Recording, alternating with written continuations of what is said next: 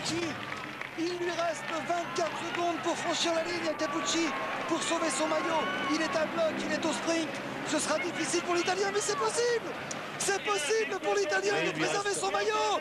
Il lui reste 10 secondes à notre chronomètre. Ça va jouer à rien du tout, c'est fantastique. À notre chronomètre top, il a sauvé son maillot de 5 secondes. C'est fabuleux. L'Italien Capucci qui garde son maillot jaune à Luzardiden, si on lui avait promis cela ce matin au départ de Blagnac, c'est sûr que Capucci aurait signé des deux mains. Voilà l'un des événements majeurs de cette étape clé du Tour. L'autre fait marquant de la journée, c'est l'offensive de l'Américain Greg LeMond dans la montée vers Luzardiden. Greg LeMond distance Delgado et Broking. Il n'est pas encore en jaune ce soir, mais il a sans doute gagné aujourd'hui son 3e Tour de France. Mais revenons ce matin au départ de Blagnac. Un départ donné place de la Libération pour les 161 rescapés d'un peloton qui n'a pas encore choisi son patron à 6 jours de l'arrivée à Paris. C'est la première étape des Pyrénées, le col d'Aspin et le Tourmalet à grimper avant l'arrivée à Luzardiden, situé à 1715 mètres d'altitude. 215 km à couvrir. Compte tenu des difficultés à venir, le peloton n'est pas pressé de faire la course. Pendant les 130 premiers kilomètres de cette étape, les coureurs font plutôt la route buissonnière et l'Américain Bishop n'est pas le dernier à s'amuser. En attendant de voir à l'œuvre le maillot jaune dans cette étape test, c'est la France du Tour qui se met en jaune.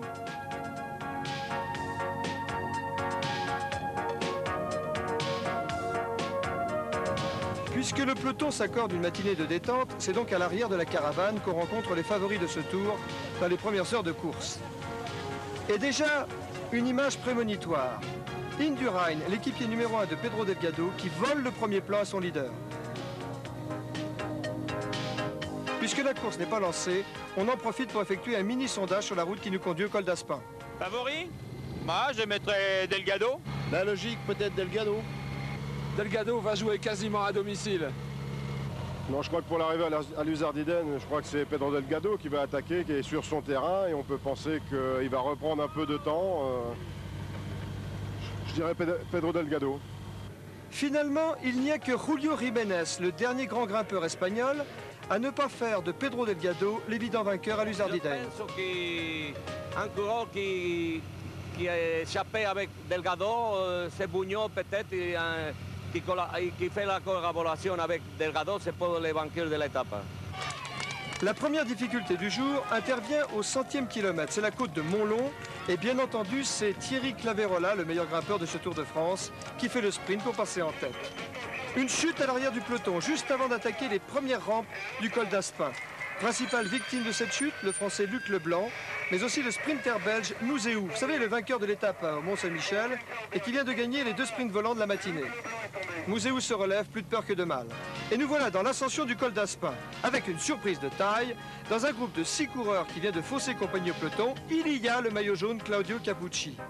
Mais il n'y a ni Lemon, ni Delgado, ni Broking. Tandis que Motet, le vainqueur de l'étape à Revel, est déjà en difficulté distancé par le peloton. Le groupe de tête est maintenant composé de 7 coureurs. Muller, Capucci, Brunel, Jérôme Simon, Martinez-Torres, Bago et Palacio. Mais Capucci est étonnant. Il fait toute l'attention du col en tête, du col d'Aspin. Il ne laisse à personne le soin de relayer. On a prédit la perte de son maillot jaune dans cette étape des cols pyrénéens. Eh bien, s'il doit perdre ce maillot, alors que ce soit bravement, au combat. Quel panache aujourd'hui Capucci. Le Hollandais Broking, lui, est la principale victime de l'attaque de Capucci. Il a dû laisser partir le groupe Lemon Delgado et il est victime d'un incident mécanique. À 5 km du sommet, il doit changer de vélo. Plus jamais il ne reviendra dans la course. Il arrivera à Luzardiden avec 4 minutes de retard sur Lemon et 3 minutes de retard sur Delgado. À cet instant, Broking perd le Tour de France.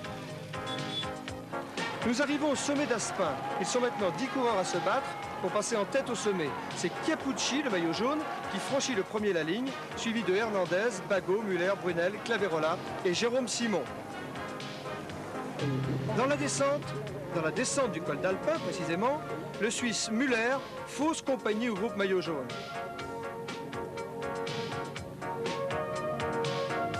Mais Capucci, lui, est en train de creuser l'écart avec le groupe Lemon Delgado. Tandis que l'on va atteindre Sainte-Marie-de-Campan, où est jugé le contrôle de ravitaillement, juste avant l'attaque du Tourmalet, le maillot jaune compte 1:30 d'avance sur ses poursuivants.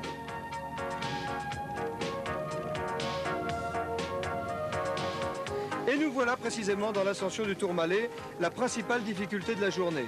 Müller, l'homme de tête, a été rejoint. C'est maintenant l'Espagnol Martínez Torres qui passe à l'attaque.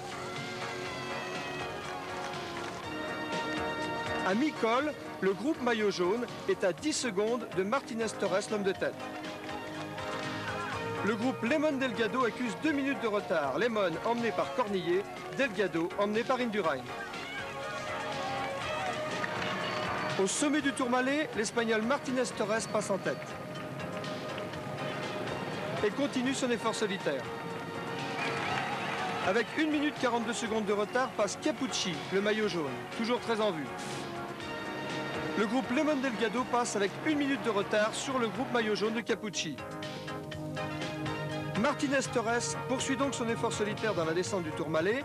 Il plonge vers Luz Saint-Sauveur avant d'attaquer la montée vers Luz Ardiden, dernière difficulté de la journée. En chasse derrière, Capucci, le maillot jaune, est victime de crampes et il profite d'un instant de répit pour relaxer. Greg Lemon, lui, prend tous les risques dans cette descente du Tourmalet pour refaire son retard sur le maillot jaune.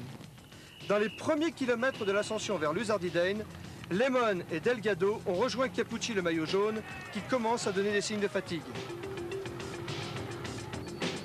Tandis que l'Espagnol Martínez Torres est toujours seul échappé dans le groupe maillot jaune, le Colombien Parra porte une attaque. Greg Lemon prend la route Parra. Les autres aussi. Tous les autres, sauf un. Le seul qui cède sous l'effet de cette accélération, c'est le maillot jaune. À cet instant, Capucci craque. C'est le tournant de l'étape et sans doute le tournant du tour. Maintenant, Greg Lemon est déchaîné. Capucci exécuté, il s'attaque à Delgado. Delgado est souffrant. Il n'est pas en état de résister à l'attaque de Lemon. Il laisse filer son adversaire. À cet instant, on se dit que Delgado perd le Tour de France. Lemon, lui, continue. Il emmène dans sa roue Indurain, qui est le seul à pouvoir suivre le rythme. Il rejoint et dépasse Martínez Torres, l'homme de tête. Lemon et Indurain vont maintenant se disputer la victoire d'étape à Luz Ardiden, c'est sûr. L'événement à cet instant, c'est précisément de constater que Indurain choisit de jouer sa carte personnelle. Depuis le début de ce tour, Indurain jouait les Saint-Bernard pour son leader Delgado. Aujourd'hui, il roule pour lui. Lemon a fait beaucoup d'efforts dans les derniers kilomètres de l'ascension. Il laisse filer Indurain qui vient de porter son attaque. Et Indurain gagne détaché à Luz Ardiden, remportant sa première victoire dans le Tour de France. Victoire ô combien méritée pour Indurain.